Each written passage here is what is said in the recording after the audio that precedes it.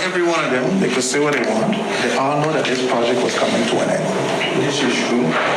This letter confirmed that it's coming to an end. So if you don't say, okay, let me try to find something else in the time being, that's up to you. So for those who don't understand, he's saying all of them could be upset if they want, but everyone knew this project was coming to an end. The letter clearly shows us that this project was coming to an end.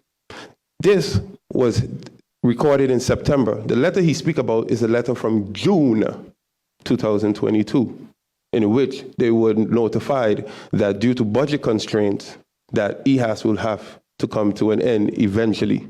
The budget went from 1-point-something million to 500,000. That's the cuts, and eventually has to come to an end.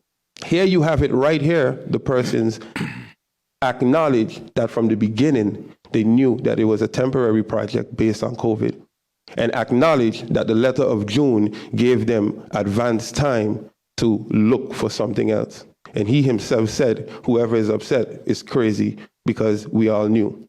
See, I'm not here to throw anyone under the bus, but my name is my name. My name is all I have. And when you try to defamation of character, I have to answer. I have to show that I in no form or means took advantage of anyone.